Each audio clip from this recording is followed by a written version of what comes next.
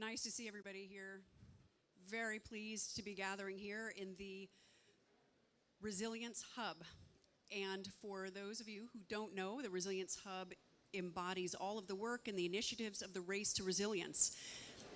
And the Race to Resilience is the sibling initiative to Race to Zero under the high-level climate champions. And so for the first time, resilience and climate action are being measured in human life. This is not about offsets of metric tons of carbon. This is about people's lives.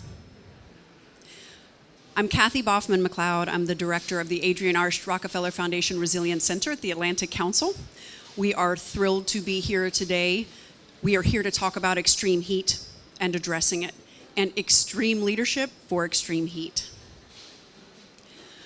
When we think about action, we think about these mayors.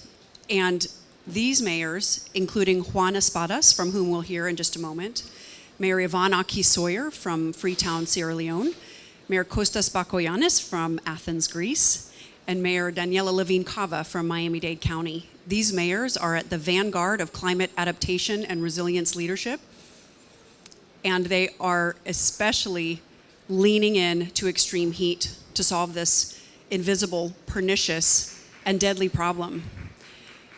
Extreme heat is killing more people on this planet than any other climate-driven hazard, and it's a secret, and it will be a secret no more. And when you look at these mayors, this is what climate action looks like, and climate action means solutions. And two examples of those solutions are in the audience right now. Lenyo Mirvilli, the first chief heat officer in Europe, and Eugenia Cargbo, who is the chief heat officer of Freetown. Thank you. And Jane Gilbert from Miami-Dade County is not able to be here in person, but she was the first chief heat officer. And these individuals, these leaders, wake up every single day thinking about and acting on protecting people and their livelihoods from extreme heat. And the solutions, the evidence-based solutions, are plentiful. And these mayors, today's conversation, exciting, stimulating, action-oriented, and intended to attract others. We want this to be just the beginning of heat leadership. Thank you for joining us today. I'm very pleased to turn the microphone over to my colleague and the former mayor of Quito, Ecuador, Mauricio Rodas. He's that and so much more. He's leading our efforts in the City Champions for Heat Action and our global alliance, the Extreme Heat Resilience Alliance, a member initiative of the Race to Resilience. And this space today, we're proud to have co-created and co-built, and for the first time, set a human metric for climate measurement. And that means that the Race to Resilience will reach 4 billion people with climate resilient solutions by 2030. Thank you for joining us today, and over to Mauricio Rodas. Thank you.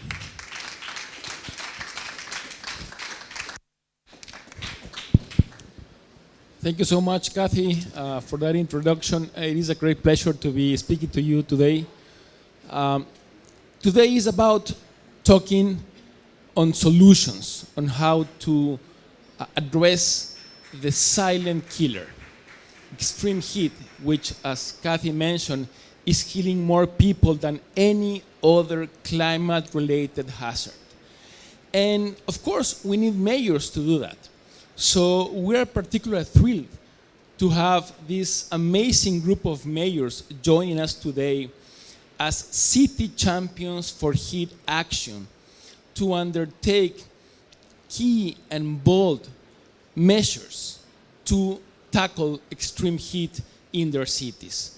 We'll first hear from Mayor Juan Espadas from the city of Seville in Spain, who just recently announced that his city will be undertaking a collaboration with the Adrienne Arsht Rockefeller Foundation Resilience Center to develop a heat wave naming and categorization system in order to raise awareness on Seville's population about heat-related risks and for them to be better prepared to protect themselves from this threat. So please, let's hear from Mayor Espadas.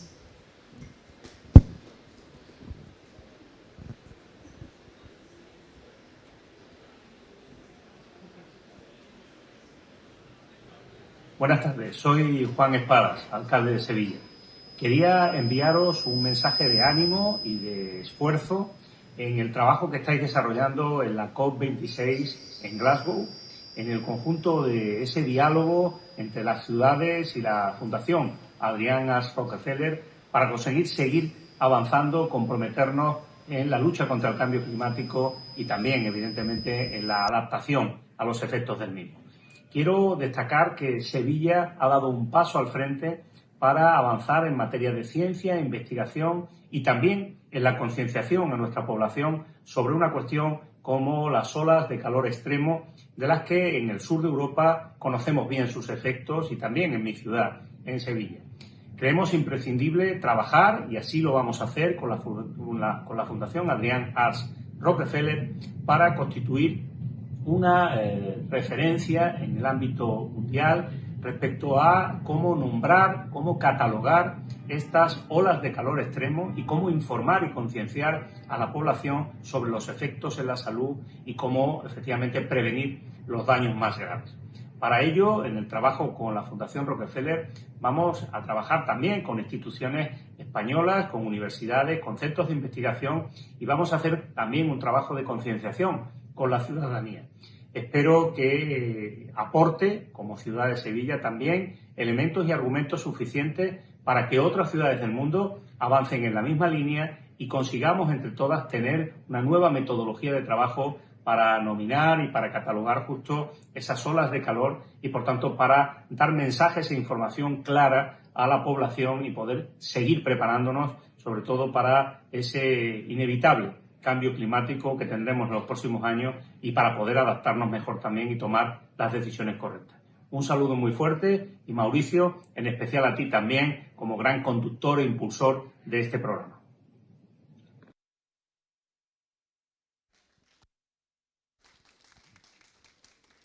Thank you so much, Mayor Espadas, for that message and for your engagement with this initiative.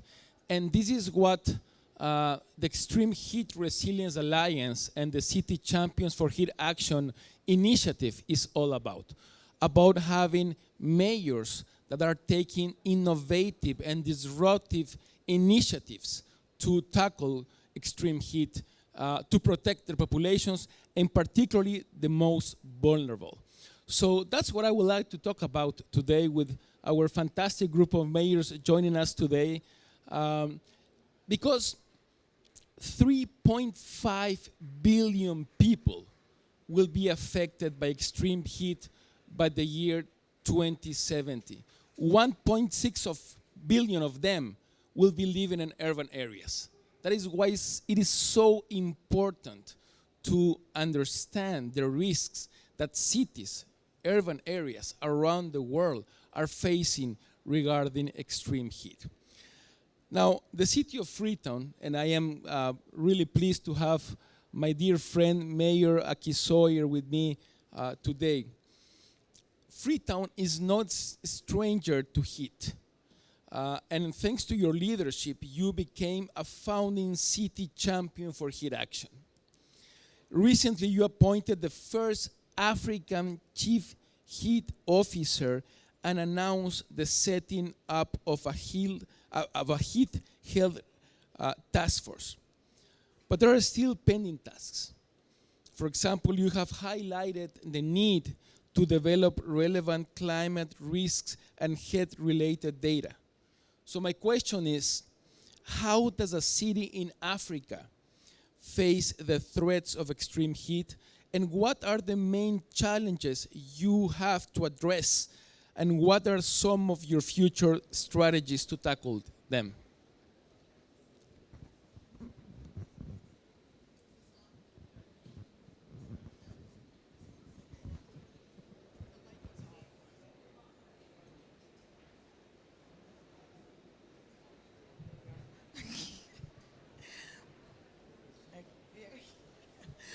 Thank you so much. Thank you so much. It's a real pleasure to be here as Freetown. Your question was a mouthful, but we'll take it in bite-sized chunks. How does extreme heat manifest in Freetown. So Freetown is a city of 1.5 million people. It's actually already bursting at its seams because of rural-urban migration, which in the last 5 to 10 years has itself been heightened by climate. So the failure of crops for rural farmers translates into people packing up and coming to the city, which brings more pressure to us. And with that pressure comes, in combination with a lack of development control. These are mayors in this room. And I want to tell my colleague mayors that they probably wouldn't believe it if I said to them that the power, the mandate to issue building permits and to do land use planning are not with me as the mayor. They sit with the central government, with the Ministry of Lands, in contradiction to the law. The law actually gives me the power, but the reality is that the power is held by the central government, which means there's no development control, because there's no way one ministry can be effective in developing land use plans and issuing building permits for an entire country, let alone a city. So the combination of this move of people because of climate into the city with a lack of development control is a perfect recipe for the establishment, the mushrooming of many, many informal settlements as people are desperate to find somewhere to live. Extreme heat in that setting becomes a major killer because many of these homes, many of these informal communities rely on corrugated iron, zinc sheeting as the mode of housing construction. So think for a minute what it must feel like to live in a small box made of corrugated iron when the temperatures are 34, 35 degrees. And as we see the increase in temperatures, which we're all experiencing in different parts of the world, including British Columbia, we know that really would be uncomfortable, to say the least. But it doesn't stop there. The extreme heat combined with deforestation means a loss of water catchment areas and water sources, leading to water shortages. Beyond that, we also see with the extreme heat and poor sanitation, which we are working very hard to change. In about 2 or 3 years' time, we won't be talking about poor sanitation, but unfortunately for now, the sanitary landfill, which we're seeking to build, has not yet been built, so there is still open dumping. We try and control it, but it's still there, which means we've also got poor air quality. Combine that with low occupancy, heavy emitting vehicles. So sort of intuitively, you would think that the best way to deal with climate when it comes to vehicles is, well, forget electric cars. We're not talking electric cars. We're just talking about not using diesel fuel and probably using unleaded. But that means you're going to have newer vehicles. But the taxes on newer vehicles are really high. So people bring in the old vehicles, which pollute the air and combine with the poor air quality and extreme heat is really a driver of respiratory diseases. So that's what it looks like. That's the bad news. Let's come on to what we're doing, which is the good news. So there are no shortcuts and there are no easy answers. But in response to some of what I've set out, and in our desire to work on extreme heat, in addition to having Eugenia join us as our first Chief Heat Officer to focus on building the data, we're taking a few practical steps. Number one, Freetown the Tree Town. That's our plan to plant 1 million trees. And it's not just a plan, it's happening. We're now at 550,000 in the ground and 60,000 along the mangroves. And the thing about Freetown the Tree Town, thank you. Let's take that moment. Thank you. The thing about Freetown the Tree Town is it's not planting trees alone. It's specifically about growing them. That means every tree has a unique identifier. Every tree is uploaded into a tree tracker app, which is on a customized app that we had built. And we have 600 young people who act as tree growers. Any Freetonian, anybody in our city can be a tree steward. You can plant trees, but we have specific growers that watch over them. So and we have an impact investing model. It's expensive, it needs money, so that's another challenge when we come to challenges. But so planting the trees, the 1 million trees. introducing a cable car system, which will introduce for the first time ever mass transit, but will be green. We'll be moving 6,000 people in an hour, cutting down travel time from 2.5 hours to 20 minutes from the east to the west of the city. But significantly, from the perspective of extreme heat, taking off those guzzlers from the roads. And finally, on sanitation, ensuring that we're building a system which allows us to, enables us to have an end-to-end on the value chain. Recycling, plastics, using organic waste. We have one biodigester which is currently providing electricity for a women's health center, the Aberdeen Women's Center, but we are going to have 2 more of those by the end of the year, and hopefully by the end of next year, 40 more. So converting our waste into energy and enabling some of that waste which would otherwise be going to the landfill, to the dump site, to be safely converted. I think I'm going to stop here and just say, by way of the challenges, money, money, money. Somebody said in the meeting I was at just now that this is going to be a revolution. Well, every revolution needs to be funded.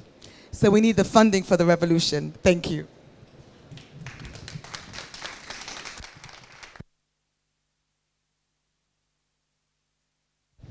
Thank you so much, Yvonne. Kathy and I had the pleasure to visit you last week in Freetown for the launch of the African City Champion for Heat Action Initiative and the appointment of the first ever African Chief Heat Officer. So we're really happy for that, and we are, very pleased to have you as our champion mayor in the African continent, just like we are very happy to have Mayor Bakoyannis as our champion mayor in Europe. We were in Athens in July to launch the European Cities Champion for Heat Action Initiative and the appointment of the first ever European Chief Heat Officer, our good friend Lenio being here with us today. And we know you are undertaking several initiatives regarding extreme heat. Now, Athens suffered successive heat waves this past summer with temperatures reaching 45 degrees Celsius. There were also around 100 wildfires, including a major fire near Athens that caught the main road linking the north and south and forced hundreds of people to evacuate. Athens is one of the most densely populated cities in Europe, and the city is dealing with an urban heat island phenomenon that can reach up to 10 degrees Celsius difference between the center of Athens and its suburbs. What measures are currently being planned to address extreme heat in Athens?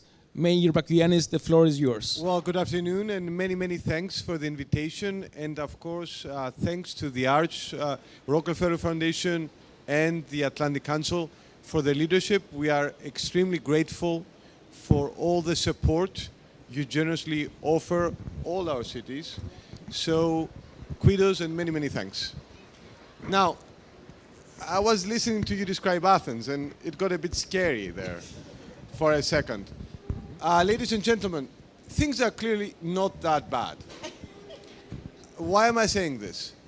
Athens is the only city in the world that has been continuously inhabited for thousands and thousands of years. So believe me when I tell you that Athens is a definition of a resilient city. Now, why is Athens a definition of the resilient city? Not because I'm its mayor, and I'm proud of my city, but because Athens constantly evolves. It's a dynamic city, a city that's been reborn. So yes, we are proud of the Acropolis, but we're equally proud of our modern self. And this is essentially what we're doing right now, if you think about it. Yes, heat, extreme heat, is a huge issue. It's a silent killer. 200 people lose their lives every year in Greece alone. 2020 was the hottest year on record, in Europe. And I'm sorry to say that 2021 will probably break this record. And of course, we had the mega fires you mentioned over the summer, which, however, did not happen in a vacuum. There is a direct relationship between cause and effect. Cause being prolonged and early heat waves, the effect being the fires. We have to be very, very clear. So what we did was institute this new innovative position of Chief Heat Officer. And I'm extremely grateful to my friend, Lenio Mirivilli. She hates it when I single her out, which makes it much more fun. To my friend, Lenio Mirivilli, who, for all of us who know her, is a natural phenomenon for taking up this task. Number one, it's about raising awareness. Try talking about the heat to Greeks. It's like talking to fish about the water. Believe me, it's not easy. So what we're doing, and I was glad to hear that the mayor of Seville is working in parallel, is actually naming and categorizing heat waves. We think it's extremely important. And it's extremely important not just because we want to communicate our message, but because if there is something the pandemic has taught us is that we need to learn to speak the language of public health. So we are protecting our people, and protection is key. Number two, it's about the paradigm shift. Now, this is not only true of heat. It's true in general when we're talking about the climate crisis or climate change or climate catastrophe, to be more exact. Anything and everything we do in the city of Athens, let me repeat that. Anything and everything we do in the city of Athens, every decision we make, small or big, has climate change at its heart. Now, it could well be something that may sound rather literally pedestrian, like what material should we use on a sidewalk because we actually want to cool our public space. It could be something in a neighborhood, a pocket park. A pocket park may not change a city, but it may well change a neighborhood. Or it could be something much bigger and grander, like investing in our urban lungs, or moving forward, which is what we're doing now, with major urban revival projects. In any case, whatever it is, there is a new working hypothesis. Number one, A, the letter in the alphabet, we begin with climate change. The next thing, which for us is very important, is we want this to be a comprehensive plan. We want to have a strategy. Not a tragedy for, it would be a tragedy if it was a strategy for 270 or 2080. Mike Bloomberg said earlier something which made a lot of sense. He said, when you plan for something that's not going to happen in our lifetimes, you're either being a fool or you're trying to fool others. But a plan for 2030. A real plan with real solutions to real problems. We have set clear goals. We want to take down emissions by 61%. We believe we can do it. And we're mobilizing all powers within the city towards a common goal. And here is where two things are key. Number one, mobilizing our business community, engaging our business community, for example, through offering subsidies for them to be able to upgrade their buildings, to actually achieve energy upgrades. At the same time, pay special attention to the least vulnerable, to the most vulnerable, to those communities that suffer the most. Because make no mistake, there are inequalities. There are socioeconomic inequalities, there are intergenerational inequalities, and there are gender inequalities. And the third thing, which is quite important for us, is that our policy, our strategy, must be data-driven. We have great faith, I'm sure, as mayors, in our intuition, right? I mean, you know, we are mayors after all. But having said that, this is bad public policy planning. So, for example, when it comes to heat, we have mapped out the heat pressures in our city. And we have a solar map. So we know exactly where we want to focus. It's not empirical, you know, somebody said to someone who said to someone else. It is very, very real.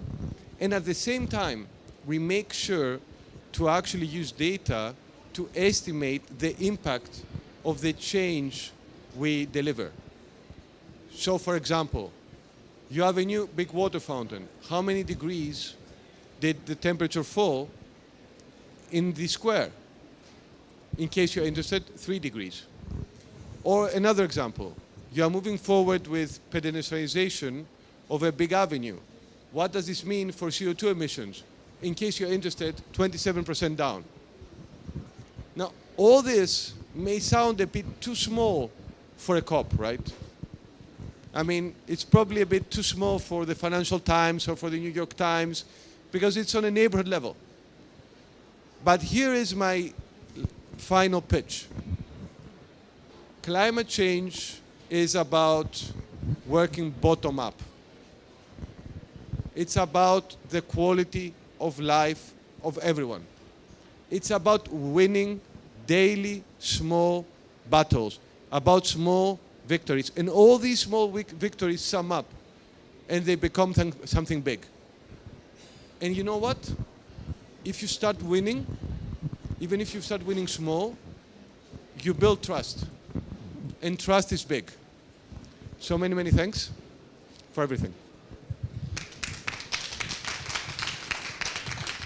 Thank you so much, Mayor Bakoyannis. And in spite of Athens being a bit hot during the summer, we'll still love it, and we will keep doing so, and we'll like to visit it every year.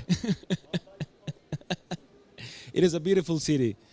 Thank you so much for that, and for your efforts on having the climate agenda as a top of your priorities. Mayor Levin Cava, you were the first city champion for heat action, Mayor, and we are really grateful for that. You have mentioned that in Miami-Dade County, the number of days with a heat index above 105 degrees is forecast to rise from 7 days per year up to 88 days annually by 2050.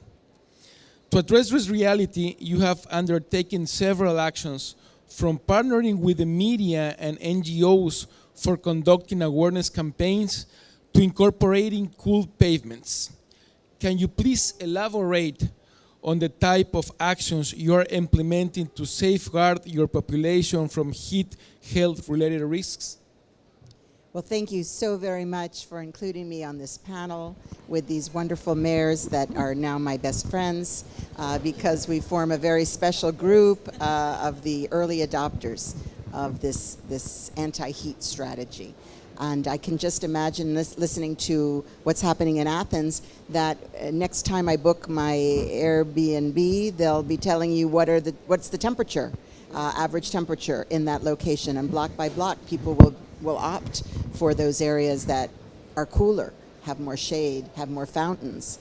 So that was a very interesting concept. And both of you have outlined some very innovative and bold things you're doing. And we too in Miami-Dade are moving ahead with heat, our newest innovation. But we're always at the cutting edge because we're always most at risk. And we do actually have the most assets at risk of any place on the planet. And when they started talking about sea level rise and climate change, Miami-Dade was the focus. So we've clearly, we're often the canary in the coal mine when it comes to these challenges. So we embrace that, and we're so very proud to be part of the Arsht Rockefeller Foundation initiative. And a special thanks to Adrian Arsht, who actually has a home in Miami-Dade and has been a great patroness of arts and ethics and civic life in our community, has done so very, very much for us, and now is leading the way on this important conversation. So just to put it in context, I don't know how many of you have been to Miami-Dade, a very popular place these days, very open during the pandemic, and a lot of people moving there for lifestyle issues. We are a community of almost 3 million in Miami-Dade County, and about 300,000 who work regularly outdoors. So these heat days that were mentioned, by the way, in Fahrenheit, not Celsius, not to scare you too much. I don't know why we're still on Fahrenheit, but nonetheless, Fahrenheit we are. Yeah, it was a little scary, right? 100 plus, yeah, just in case you were wondering. Okay. But we all know, and we were so proud to recognize heat as the silent killer, as you say, and causing more deaths than all these other natural disasters. And so April 30th, we became the first in the world to have a chief heat officer, thanks to the wonderful support. Thank you. Thank you. And Jane Gilbert, unfortunately not with us physically, has been a champion on climate change issues for many, many years. She was the author of the 100 Resilient City application that was the first in the world to have 2 cities and a county and a collaborative approach. And I think I'll just start with that, talking a little bit about collaboration. I consider myself collaborator-in-chief. I think that's how I got to be mayor about a year ago. And clearly, this challenge requires collaboration because all over the world we have multiple levels of jurisdictions, not always working in concert, different agendas. Very shocking to hear that you can't control your own land use issues. I really feel for you, definitely. Not a good thing. If you don't have that control, and of course we have a legislature in the state that preempts the things we try to do locally, and we have a federal government that is coming around. We're very happy for the leadership of President Biden and the commitments that are being made. But in some countries, having resilience plans is mandatory, not so in our country. So we are proud to have rolled out last week our climate change strategy. It's very comprehensive. It focuses on buildings and on transportation, on jobs. So every aspect of moving forward a more climate, who said everything through the lens of climate change, like a climate change impact statement. I think that's very good. I think we should take that back home and put that into practice. Very, very good idea. But these things are being done at the local level. So it is bottom up. The locals are driving this conversation, so much so. But we must have national leadership and commitments. And of course, that's what COP26 is about. The local, multi-level, multi-layer. That's what it's all about. So focusing on heat, you might know that we're famous for hurricanes. Of course, hurricanes have extended all over not only the eastern seaboard of the United States, but now there was even a hurricane on the West Coast. Go figure.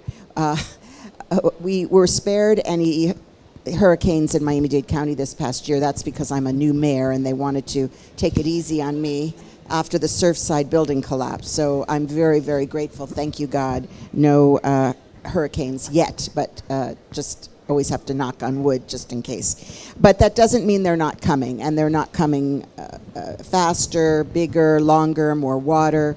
And so we are very much aware of dealing with climate disaster, but heat is the one that has not been recognized. So looking forward to bringing our heat leadership to the national stage, as well as now to the global stage, and see if we can't support our sister cities, counties, and states to move forward with us as well. Thank you.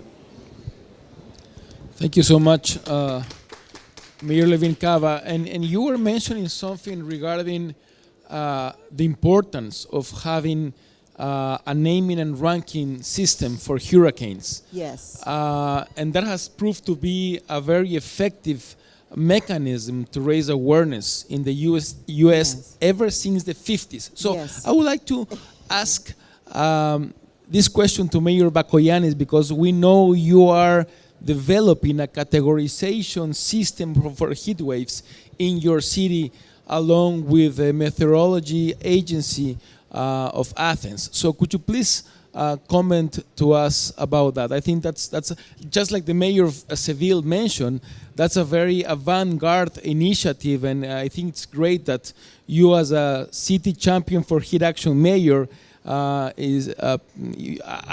undertaking this kind of actions. You know, there isn't any politician on the face of the planet who doesn't like to hear that what he or she is doing is avant-garde. But in reality, we are late.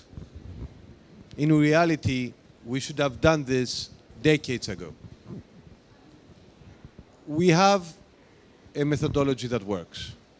We use it for hurricanes, we use it for storms, and we know that it works because it saves lives.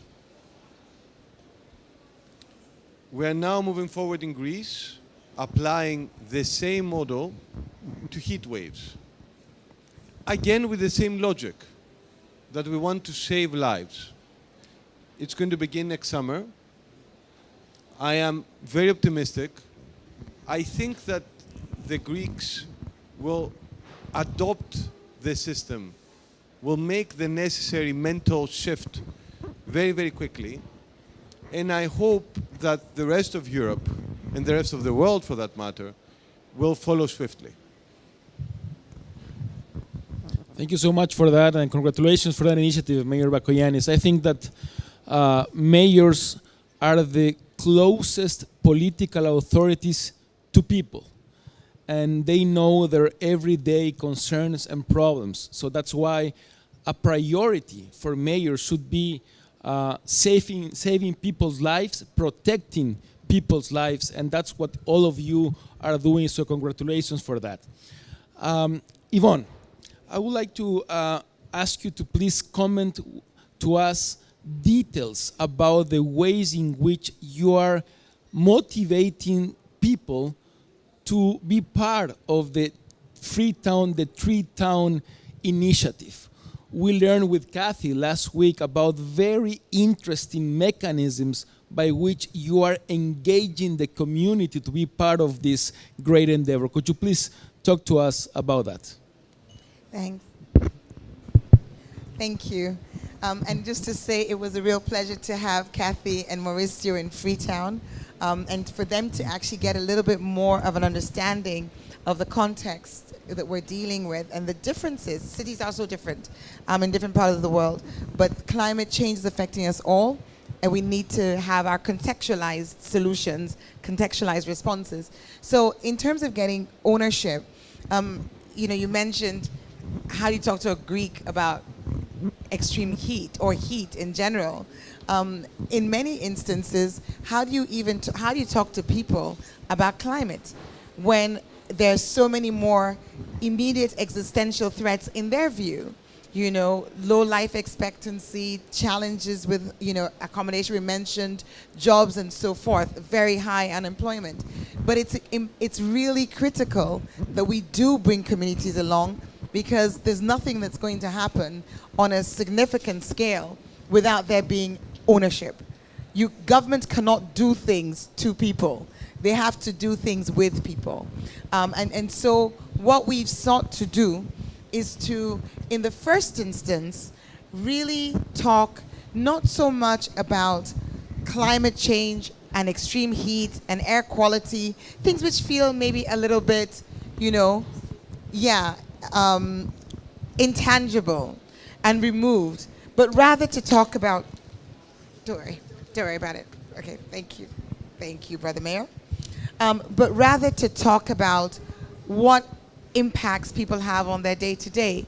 And the easiest one to pin all of this on is flooding, landslides, water shortages. These are realities. Linking it back then to trees. So I have two experiences I want to share with you about working with communities on this and getting community buy-in. One example is an example on a hillside community, an informal settlement, having a discussion because we were doing, our trees are planted all over the city, and 82% of cooking fuel is wood-based. Can you see the risk? So as you're planting, there's a big chance that that's being taken away.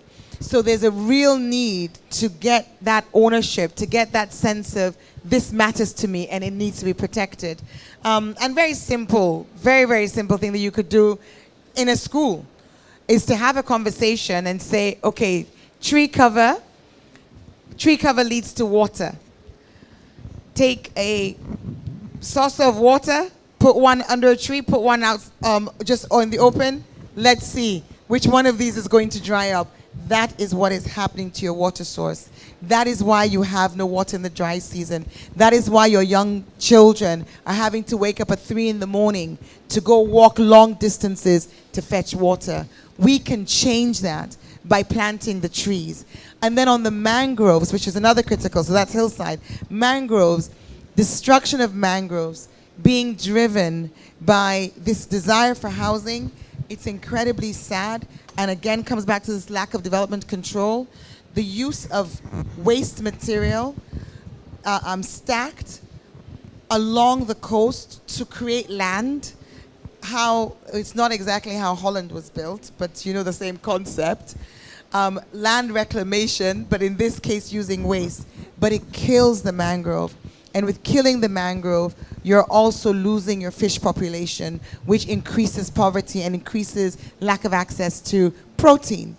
So a month and a half ago, maybe 2 months ago now, in a conversation with the tree planting team, and they're giving me their readout of what they're going to be doing, which includes planting the 60,000 trees along the Aberdeen Creek, where 6 informal communities reside.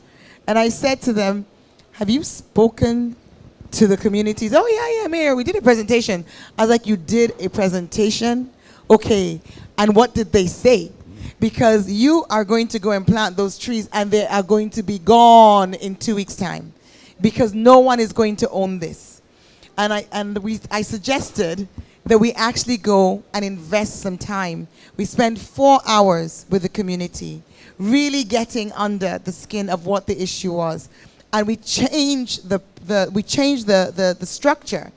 They had actually had people from within the community as community growers. But what I wanted to be sure we did was to identify the people who are doing the banking, the ones who are being paid to build these housing, and get them to be part of our teams. So we did that successfully. We changed the composition. We also ensured that we got the community to pick the seedlings themselves. So it doesn't sound like a lot of money to you, but we effectively gave the community access to $12,000 by them just literally finding the whitelings, the seedlings to the mangroves, and we paid for each one, $2 for each one. That brings buy-in, that brings a sense of ownership. And then you identify among them, okay, now you are the growers and we are paying you. So I guess to answer your question, that's just 2 examples of how we're really internalizing, really drawing communities into this. And of course, Facebook and WhatsApp are a great tool. So anybody who's ever been a tree steward, if they post something on Facebook and they tag me, I'm amplifying that all over. See how their trees are growing. So I guess we've created a buzz. Freetown, the Tree Town, is a brand, and the Freetonians own it. Thank you. Thank you so much. Thank you, Yvonne, and congratulations for that great effort. Kathy and I witnessed the powerful impact that this initiative is having in your city, so that's really great. Daniela, we know you have a great announcement to make today. So please let us know about that. We are really excited about this great news, so please go ahead regarding commenting on this very, very important initiative that your city will undertake, not only for local purposes, but for the U.S. and the world as a whole. Please. Well, thank you so much for that. And again, I'm so grateful to be in this space and have this support to make this possible. So, starting in 2022, when you're naming your heat waves, we are declaring a heat season, the first ever heat season. Thank you. Which will stretch from May 1st until October 31st.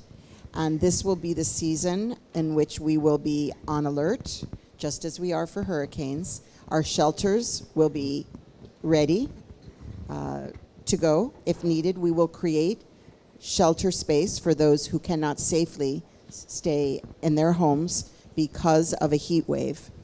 And we will do this with the support of our Chief Heat Officer, but also the Heat Task Force, which is focusing on vulnerable populations, those who are least likely to be able to afford to live in places that will stay naturally cool. I mean, we're not cutting down the trees for firewood, but we are having so many people that are living in substandard conditions, cannot pay utility bills, do not have working air conditions, or they work in the field and they need to have respite. So many reasons why we need to declare this a critical time of watch. And our next will be naming those heat waves. So stay tuned. But I'm very, very proud of the work that has just begun in these few months. We already have a toolkit on how people can protect themselves from extreme heat. And you can find it at our website, miamidade.gov/heat. We are already launching our public awareness, public education campaign, how people can take safety measures. And I take a lot of inspiration from your example, how we can engage the public and making it something that they own, that they have a stake in. So this is going to be, by the way, every year. So going forward, and I'm going to be encouraging all the mayors around the United States and elsewhere to take advantage of this approach. And this is something that I can do within my authority as the strong mayor of Miami-Dade County. And we have, as I say, the resources. We have an Office of Emergency Management that is very experienced in handling disasters. In fact, at the current time, I think we have 2 disasters that I've declared emergencies for that are being managed. And we were up to 3 and almost 4 when the hurricane was heading. So this is how we roll. And we do have a very extensive disaster planning tools, and now heat will be a key part. Thank you so very, very much. Thank you so much, Mayor. I think that this is a clear demonstration about how mayors are changing the world. They are doing so by taking innovative and disruptive, bold decisions to address some of the world's most pressing issues, like extreme heat. Now I would like to take questions from the floor, please. Excuse me, just a second. Thanks. So I'm Xavier Cortado. I'm from the University of Miami. And from Miami, you are my beloved and favorite mayor because you have been walking that walk long before you were elected. So thank you, Mayor. And thank you for doing what you're doing for heat. I was in Sierra Leone in 1994. Back then, as you know, civil wars, Rwanda, there was a genocide, there were lots of political migrants. Now we're looking at climate migrants, not across Africa, but even clearly within. Many who find their way to your shores across the Mediterranean. And obviously that's the reason why this is a global crisis. But I want to ask you what may be a provocative question. I remember those corrugated metal homes. I was there with the U.S. Embassy doing work back in the day. And it was hot, right? As your economic plans aim to bring more wealth to your citizens, they're going to want air conditioning. And air conditioning is going to create more greenhouse gases that will exacerbate the crisis. They deserve air conditioning just as much as I do. What can we do at the global level to persuade developing countries that have air conditioning and take it for granted to maybe sacrifice a little so that everyone across our globe, as we're facing these catastrophes, can have a more equitable living reality? As an African mayor, what do you tell the world in this global conference about equity? Right, so the question of equity is a very big one. And let me just start by saying that in respect of the corrugated iron, it's not, our vision is for that not to be seen as an accepted way to construct homes. So we are in the process of working with 5 of our communities to do neighborhood upgrades.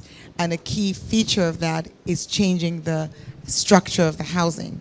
But we're talking about 35 to 40% of our residents living in informal settlements. Doesn't mean they're necessarily living in corrugated iron homes, but that level of informality, that level of poverty is very high. Your question is, where does the balance go? Because the big emitters are the ones who have the air conditioners, maybe not everybody, but to a large extent, they're the ones living in comfort. And I think what you're saying is, you know, as the middle class grows, as economies expand, you know, what are the choices that we're expecting to be made by those in the global south? Why should they not have the air conditioners when others do? That's a very simple way that I've used to repeat what you've said or to try and reframe your question. But that question of equity is really important. I would take it back one step and I would say, why is it that at the moment the consequences from the droughts to the landslides to the mudslides to the flooding, which are being experienced in the global south, which are caused by emissions of the global north, why are the global south being expected to pay for that? So the inequality begins there. But before I answer your question completely, let me just give you an example of another very famous rhetoric about equality that we were listening to about 12 months ago, COVID vaccines. Oh, we're going to have equality with COVID vaccines. We're going to ensure that there's going to be no inequality with this. Everyone is going to have access. No one will be left behind according to the SDGs. Well, guess what? People are on third jabs, on boosters. Less than 5% of Africa has had the first one. So we know that there's inequality.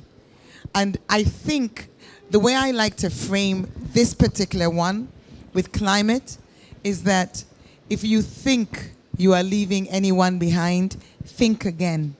Because climate is fueling significant migration, internal for now, but if this situation continues, if we continue to see the desertification, if there are estimates that say 70% of our continent is going to be uninhabitable. I can't remember exactly what date, so I'm going to be cautious and not say, but there is a projected date.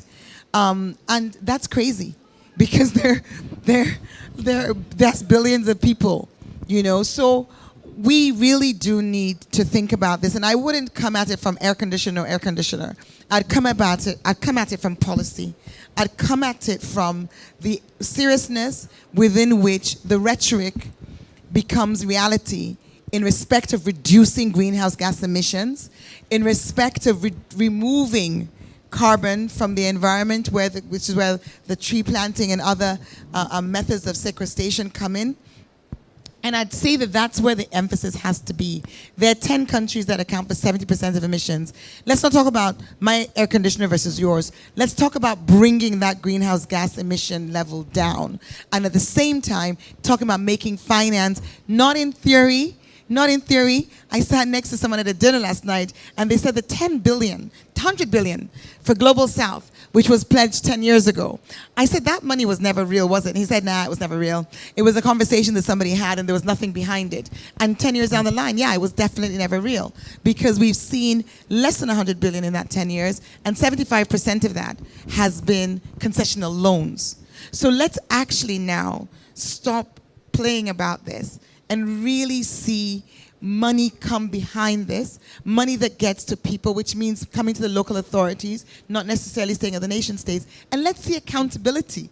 I was also saying to someone yesterday, a nation state, you know, we have this distinction, we're the mayors, they're the nation states.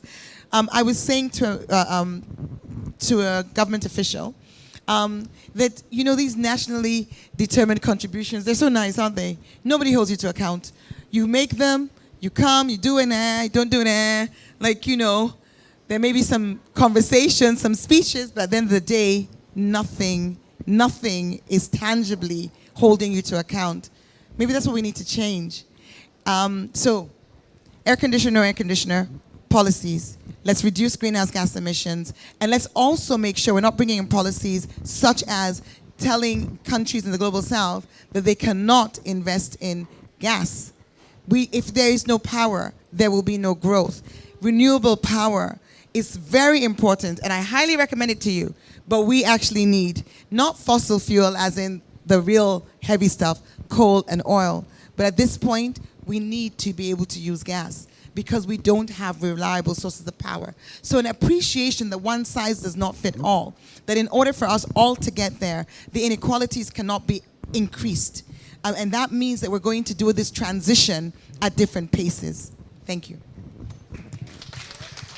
Thank you so much, Yvonne. Here? Yes. Please. Yeah, hi. My name is Arvind. I'm from India. And yesterday we had very big claims and pledges from the Indian side. And it's a comment, and I would want your response on it. So with bigger commitments and action plans that we have set for ourselves, there's a trend that cities not being nation states, but cities or mayoral power actually diminishing as things kind of go on. Because the targets and aims that we have set for ourselves are pushing ourselves for bigger scale and speed of implementation of different programs and different schemes across cities, in India especially. And what you're seeing is that the mayoral control over city land use, over what they can do, is gradually decreasing. So I would want your sort of opinion on what is there in other regions, and what are your thoughts on, as we try to achieve these targets that we set for ourselves, how do you think this is going to pan out, and what would be left in your hands to deal with this crisis? Thank you. So we do have responsibility for land use and zoning in my county of 3 million people, but within the county there are 34 cities, and those cities incorporated so they could control the land use. Makes it very complicated to get collaboration, and we have these cities, they signed on to our climate strategy, and we need to talk to them and say, this means that you have to make these decisions in a certain way. You have to be accountable for what you signed. We've also been preempted by our state government, which is more conservative and not really with the program, for all kinds of things that we would like to do, and we're not allowed to do it. They've taken that authority away from us, including our local elected officials at the state level who've been complicit. And what is that about? That's about the drive for development. It's about profit, short term. Last night, I had a dinner conversation with a gentleman who's does analysis and economic forecasting for cities based on all the risks we're talking about here. And he told me that a number of large real estate holding companies or investors of various sorts have engaged him to find out, should they be still investing in my community? And of course they are, as they should. And what does he tell them? And what is it that we can do that could, forestall and make us still desirable, at least preserve the value of people's assets for as long as possible, but also be realistic. And earlier today, another member of ICLEI, which is the small governmental, which I'm part of, the small cities and counties working together across 25 nations, we heard from one of our members who spoke about Hawaii and where they are actually openly, deliberately curtailing development. Now, how many of us can actually say that? Thank you so much, Daniela. We have a question here.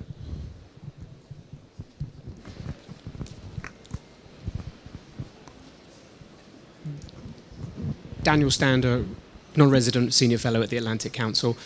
Mayor Maurizio, Mayor Yvonne, Mayor Costas, Mayor Daniela, thank you very much for a very engaging conversation. Thanks for all you're doing. Thanks for Kathy and her team for leading what we're leading around heat. It's very, very important. I had a question that just moves the conversation on ever so slightly. I wondered to what extent you as mayors had thought about finance, not in the sense of reducing the emissions, not in the sense of paying for the adaptation, but in the sense of transfer, meaning using the balance sheets of others, of the private sector, as a hedge. So thinking about the most common form of that would be insurance. I think heat historically has not been an insurable peril, but there's nothing about heat which means it cannot be insured. This is a very emerging area, and I wondered whether that was on your radar or not. And if it's not, that's not a problem, but maybe it could be something that is the beginning of a conversation. Thank you. Well, Costas? Costas, please.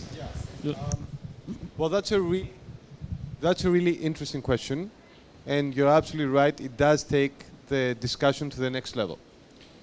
At least as far as we are concerned in Athens, we are extremely open to this discussion.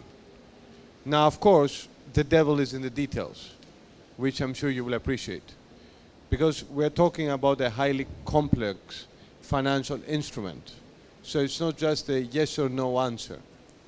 But in any case, what I would like to, what I would actually like to note is that the very fact that we are having this conversation shows how much progress we have made, which is extremely important.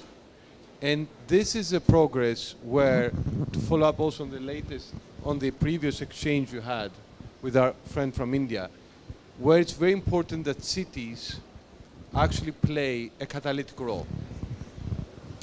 There is a larger truth here. The larger truth here is that, as you said earlier, the COP is in danger, in risk. I hope that's not going to be the case, but it's in risk of becoming another Davos. So basically, we all get together, we talk, we exchange business cards, we make well-intentioned statements, and then we go home. The challenge, however, is how we can move from theory to practice. And that's a challenge for all of us. Now, cities have a natural competitive advantage, which is highly political. We are the closest level of democratic governance to the citizens, right? Citizens, citizens, from the ancient Greek polis where democracy was born. So by definition, we cannot afford to hide from the problem. A heat wave, a mudslide, or a storm, that has a direct, real impact on our people and on us. So the more responsibility, I think, passes to cities, including, I'd say, the design of such novel financial instruments, the better served our people would be. Thank you so much, Costas. Sophie.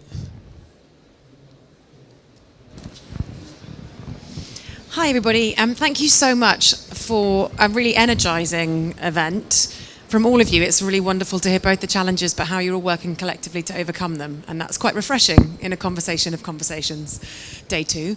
I had a bit of a curveball question, and I don't know if you're sorry if I've put you all on the spot, but we know that climate change disproportionately affects women, and that's particularly true in urban environments. And I just wondered what either you're doing or planning to do, or how we can all collectively help you to address some of the gender concerns, especially around heat, knowing that it really does impact women in ways that we know about, but we aren't always able to support. So just any reflections on how you see kind of gender and heat and the other risks you're facing within your cities would be wonderful. Thank you. Thank you. Yes, climate change, not just heat, but climate change generally. I think crises generally disproportionately affect women because of the roles that they tend to play and because of the vulnerabilities that they have already, disadvantages built into the system. So as you would have heard, we have just appointed our Chief Heat Officer. And part of what we're doing, I step back a minute. All of what I've said before has all had gender in the makeup of it, because everything I've described sits within the context of a broader plan. You heard hashtag transform Freetown, but hashtag Freetown the Tree Town, but it sits within hashtag transform Freetown, which is our 3-year, now 4-year plan of integrated development of the city that I launched when I came in and became mayor in 2018. So that has 4 clusters, 11 priority sectors, and we have women and girls as a lens. If you look at the diagram of Transform Freetown, it actually says women and girls. So we actually have that gender lens through everything. But in terms of the specifics of heat, we've talked a lot, my colleagues have spoken about data, and that's where we're going now. Being able to use the service, the skills and the competence and the work that Eugenia will be doing, supported by the Arsht Rockefeller Foundation, for us to drill down. So I said earlier, we haven't got the data. We're doing this work ahead of the data. And now what we're going to do is be able to pull this out and be more responsive. But I couldn't agree with you more. There is a need to really look carefully, but the data is going to drive whatever it is we do to make the tweaks and adjustments to our broader plans. Thank you. Thank you so much, Yvonne. We have heard today from Freetown, the Tree Town, to categorizing heat waves in Athens, to having the first ever heat season system being established in Miami-Dade County. This is innovation. These are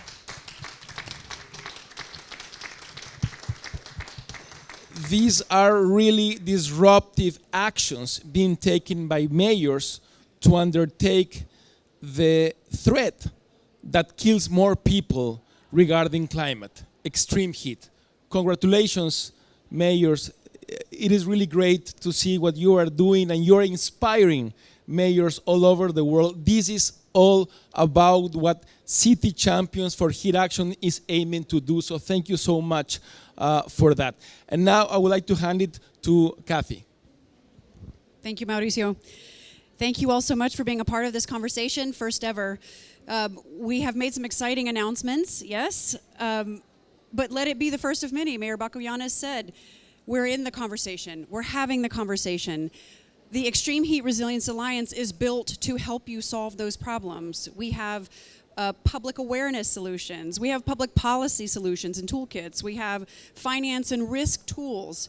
We have new members, and we'll be making an exciting announcement this week with a new partner about using climate risk analytics to better inform the decisions and the investments that we make. We are sophisticated. We are in the conversation. You are leading it. Thank you for being here. Thank you for what you're doing. We're just getting started. Thank you all very much, and have a great rest of the COP. Stay positive. This is climate action right here. Extreme leadership for extreme heat. Thank you very much.